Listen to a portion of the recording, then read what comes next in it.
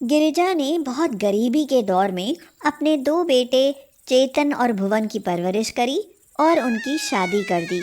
दोनों की पत्नियां काजल और दिव्या सुंदर और सुशील थीं। गिरिजा को लगा कि बेटों की शादी करके वह सारी चिंताओं से मुक्त हो गई है, लेकिन भविष्य के गर्भ में कुछ और ही छिपा था। गिरिजा बहुओं से हमेशा तंग आ जाती थी।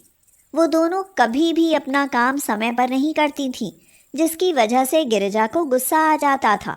माँ, तुम्हें जानकर बेहद खुशी होगी, मुझे नौकरी मिल गई है। ये तो बहुत खुशी की बात है बेटा। माँ, इसी खुशी में मैं आपके लिए ये तोहफा लाया हूँ। ये क्या है बेटा? माँ, आपके लिए चश्मे लाया हूँ। आप कब से कहती थीं कि मेरे चश्मे टूट गए हैं, आपको ठीक से दिखाई नहीं देता। भगवान ऐसे बेटे सबको दे।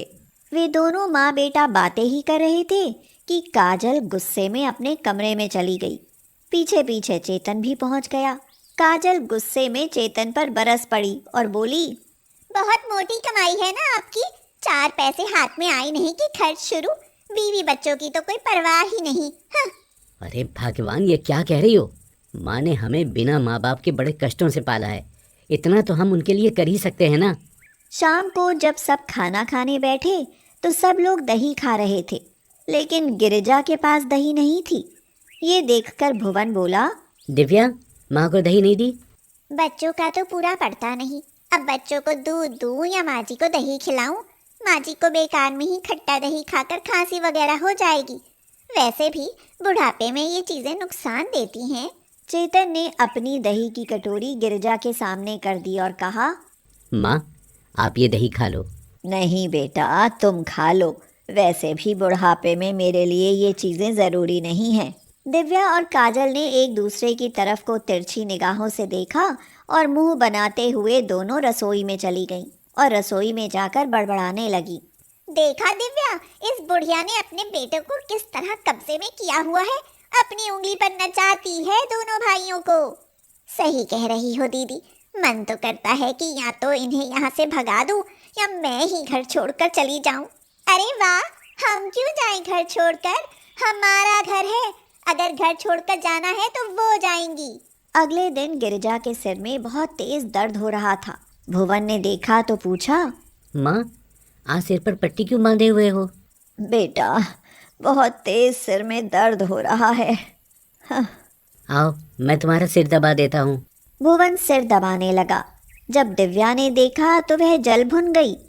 देखा दीदी, मुझे तो कभी बुखार भी हुआ है तो एक गिलास पानी नहीं दिया, और देखो माँ का सिर कितने प्यार से दबा रहे हैं। मैं भी इनसे बहुत तंग आ गई हूँ दिव्या। अपना गुजारा तो हो नहीं रहा, ऊपर से इस बुढ़िया के खर्चे। कुछ तो करना ही होगा इनका। मन तो करता है कि हज के लिए भेज दूँ कि एक बार जाएं और फिर वापस ही ना आएं। कल जाने दो दोनों भाइयों को ऑफिस, तब देखते हैं। अगले दिन दोनों देवरानी जेठानी पूरी तैयारी के साथ बैठी थी। गिरिजा ने देखा सारा काम पड़ा है और दोनों बहुएं फिर से अपने कमरे में जाकर सो गई हैं। बहू, कहाँ चली गई? 11 बज रहे हैं, सारा काम पड़ा है और तुम सो रही हो। काजल और दिव्या दनदनाती हुई बाहर आईं और बोली, हम क्या सो भी नहीं सकती? बहू है इस घर की, नौकरानी नहीं। जब देखो तब हुक्म चलाती रहती हो। आखिर काम आप भी तो कर सकती हो। अभी हट्टी कट्टी हो, 2 लोगों की खुराक खाती हो। हाँ, ये काम क्यों करेंगी? ये तो महारानी है। बेटे इनके सिर पैर दबा देते हैं। बहुएं तो उन्होंने नौकरानी बनाई हुई हैं, मुफ्त की खाती हैं। मजे तो इनके हैं। ये क्या कह रही हो बहू? मैं मुफ्त की खाती हूँ? अब मैं इस घर एक दिन भी नहीं रह सकती। धमकी किसे दे रही हो? जहाँ कल जाना हो अब चली जाओ। वैसे भी आपके बेटे आपको वृद्धाश्रम भेजने की सोच रहे हैं। अब वो आपको पाले या अपने बच्चों को? मेरे बेटे मुझे वृद्धाश्रम भेजने की सोच रहे हैं। ठीक है, मैं खुद ही यहाँ से चली जाती हूँ। चलते चलते वह कहीं रास्ते में सड़क के किनारे एक जामुन के पेड़ के नीचे बैठ गई। सुबह से शाम हो गई, न खाना न पीना। वह थक कर लेट गई तो उसे नींद आ गई। अगले दिन जब सुबह आँख खुली तो उसके पास बहुत सारे जामुन पड़े हुए थे। वह कल से भूखी थी, इसलिए उसने सारे जामुन इकट्ठे करके ढेरी बना ली और कुछ जामुन खा लिए। उधर से निकलते हुए लोगों ने जामुन की ढेरी देखी तो पूछ बैठे, जामुन कैसे दिए हैं अम्मा? अरे नहीं, मैं ये जामुन बेच नहीं रही। अगर तुम्हें खानी है तो ऐसे ही खा लो। अरे नहीं अम्मा, कुछ तो आपको लेना ही पड़ेगा। गिरिजा ने उनके हाथ में मुट्ठी भर जामुन दे दी और वो लोग गिरिजा को जबरदस्ती कुछ पैसे पकड़ा गए। गिरिजा सोचने लगी, नहीं नहीं, ये तो भीख है। क्या मैं भीख मांग कर गुजारा करूंगी? लेकिन पेट भरने के लिए कुछ तो करना ही पड़ेगा। लगता है इस पेड़ का कोई मालिक नहीं है। कुछ दिन मैं इस पेड़ के जामुन बेचकर गुजारा कर लूंगी।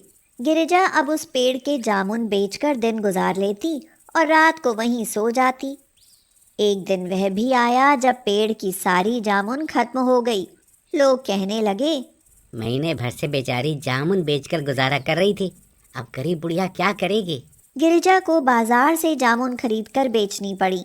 एक दिन गिरिजा मंडी से जामुन ला रही थी।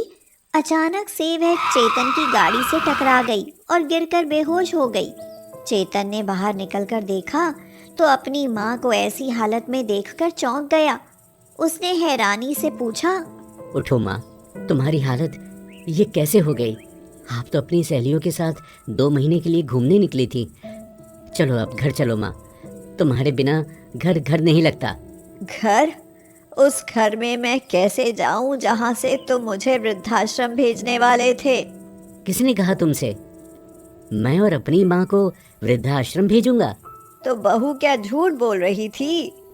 घर चलो माँ, आज सब दूध का दूध और पानी का पानी हो जाएगा। चेतन गिरिजा को घर ले गया। ये बात उसने भुवन को भी बताई। गिरिजा को देखकर काजल और दिव्या का तो रंग उड़ गया। काजल पूछती है, माँ जी, आप आ गई? हो गया आपका सैर सपाटा?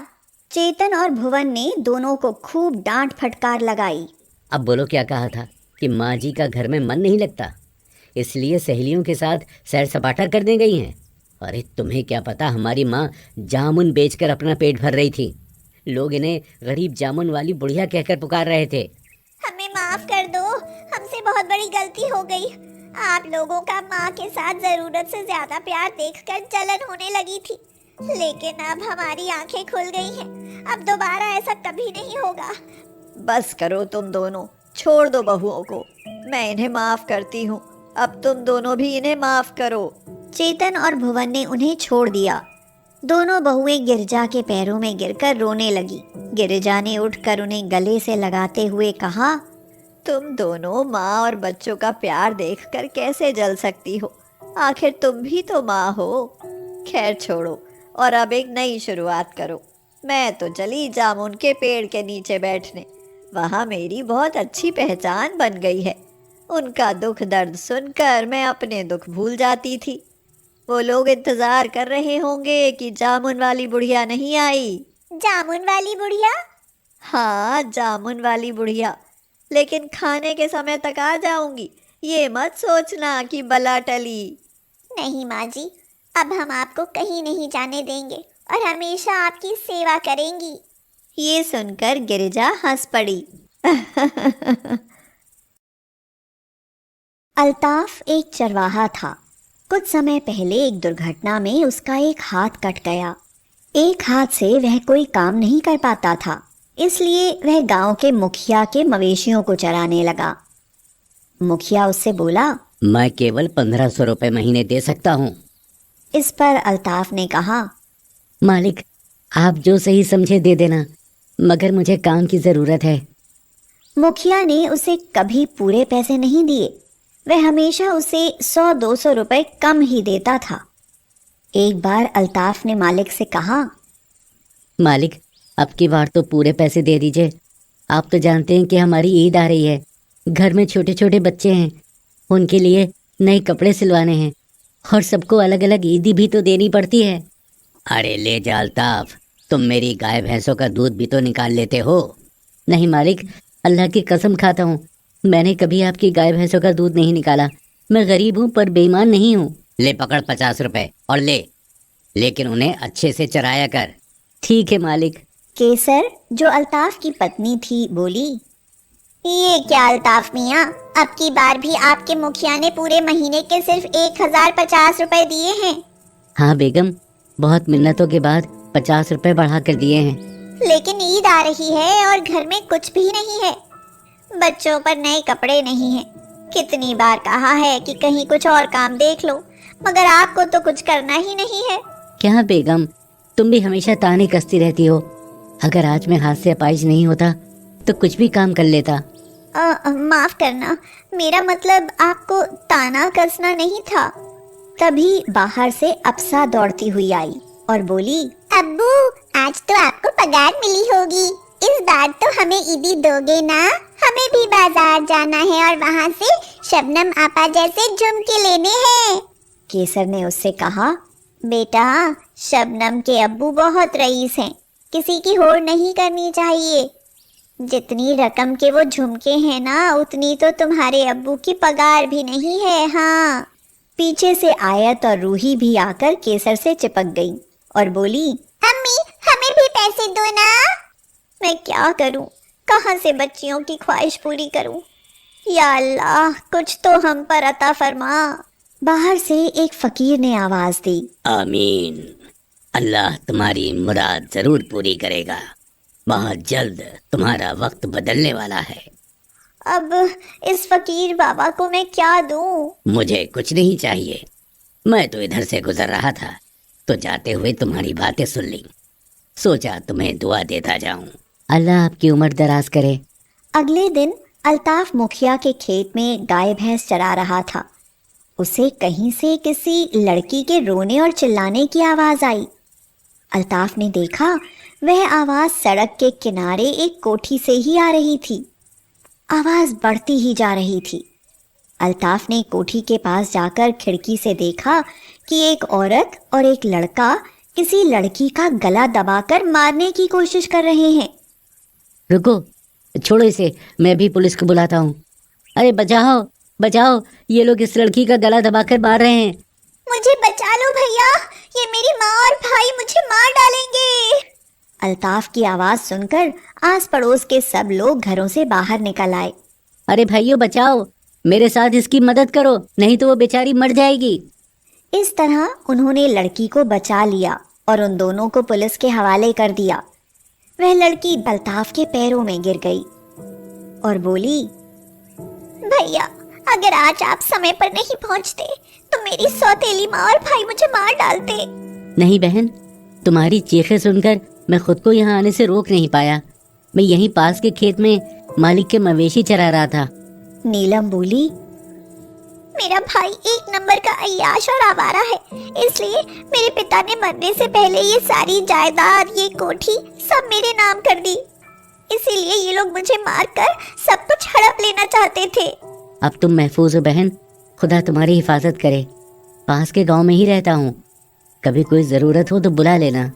अच्छा चलता हूँ, मवेशी मालिक के यहाँ छोड़ने हैं। अगर देर हो गई तो पूरे पैसे नहीं देंगे। कितने पैसे मिलते हैं तुम्हें? 1500 तय हुए थे, लेकिन 1000 ही देते हैं। हाथ से अपाहिज हो ना, इसलिए करना पड़ता है। 3 बेटियां हैं, जिनके लिए पूरे महीने भर काम करके 1000 रुपए कमा पाते। भैया, कल से तुम मेरे यहाँ काम करने आ जाना। आपके यहाँ मैं क्या काम करूँगा? सिर्फ यहाँ बैठकर ये देखना कि इस घर में मेरी इजाज़त के बिना कोई ना आए। वैसे भी अब मैं इस घर में अकेली रहूँगी। तुमने मुझे बहन कहा है, तुमसे ज़्यादा भरोसा मैं और किस पर कर सकती हूँ? तुम क्या आओगे? अल्ताफ बहुत खुश हुआ। वह बोला, ठीक है बहन, मैं जाकर बच्चों को बताता हूँ, वो बहुत खुश होंगे। 4 दिन बाद ईद है। मेरी बेटियाँ ईदी के लिए बहुत आस लगाए बैठी हैं। और कैसर, वो तो 1000 बार अल्लाह का शुक्र मनाएगी। अल्ताफ ने जब घर आकर ये बात केसर और बच्चियों को बताई तो वो बहुत खुश हुई। अगले दिन अल्ताफ नीलम के यहाँ गया। आ गए भैया, अब बस तुम्हें यहाँ कुर्सी डालकर बैठना है और किसी भी चीज़ की ज़रूरत हो तो मुझे आवाज़ लगा देना। बहन, हम मुस्लिम हैं और तुमने हिंदू होते हुए भी मुझ पर इतना भरोसा किया है। इंसानियत से बड़ा कोई मजहब नहीं होता। आज मैं तुम्हारी वजह से ही तो जिंदा हूँ। मैंने तुम्हारी इंसानियत देखी थी, नहीं तो वो वहशी लोग मुझे मार डालते। शुक्रिया बहन, 2 दिनों बाद अल्ताफ बोला, बहन, कल हमारी ईद है। हम गरीब लोग हैं, ज्यादा कुछ तो हमारी हैसियत नहीं, लेकिन कैसर ने बहुत जोर देकर कहा है कल के लिए तुम्हें अपने घर आने के लिए कहूँ। अल्ताफ भाई, भाभी से कहना मैं जरूर आऊंगी। अगले दिन नीलम अल्ताफ से बच्चों की पसंद और उनकी उम्र पूछकर उनके लिए नए कपड़े, अप्सा के लिए झुमके और आयत रूही के लिए गुड़िया, मिठाई और बहुत सारा सामान लेकर उनके घर आई। कैसर जल्दी आओ, देखो कौन आया है, जल्दी आओ, नीलम बहन आई हैं। ईद मुबारक हो भैया। आओ आओ बहन, आपको भी ईद मुबारक। आप आओ आओ आओ बैठो। हम गरीबों के घर में आप आई हैं, ये हमारी खुशकिस्मती है। नहीं भाभी, ऐसा मत कहिए। जब मैंने अल्ताफ को भाई माना है तो अब तो आना जाना होता ही रहेगा। इतना प्यार देखकर केसर की आंखें खुशी से भर आईं। नीलम बोली, अरे भाभी, अपने हाथ की बनी सेवइयां नहीं खिलाओगी? और बच्चे कहाँ हैं? बुलाओ उन्हें। तीनों लड़कियां सहमी सी नीलम के पास आकर खड़ी हो गईं। नीलम ने तीनों को नए कपड़े दिए, अप्सा को झुमके और आयत और रूही को गुड़िया और मिठाइयाँ दी। तीनों बच्चे खुशी से नाचने लगे। केसर बोली, बच्चों, तुम अपनी बुआ को शुक्रिया बोलो। आज उनकी वजह से हम गरीबों के घर में ईद मनी है। भाभी, त्योहार तो सबके एक जैसे होते हैं, ईद हो या दिवाली। अब हम सारे त्योहार मिलकर मनाएंगे। खाना खाने के बाद जब नीलम जाने लगी तो केसर ने उसे 50 रुपए दिए। नीलम ने हैरानी से पूछा, ये क्या है भाभी?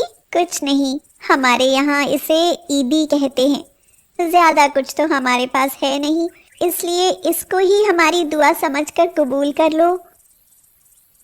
नीलम ने मुस्कुराते हुए केसर को गले से लगा लिया और कहा, भाभी, जो आपने मुझे मान और प्यार दिया है उससे बढ़कर कुछ नहीं है।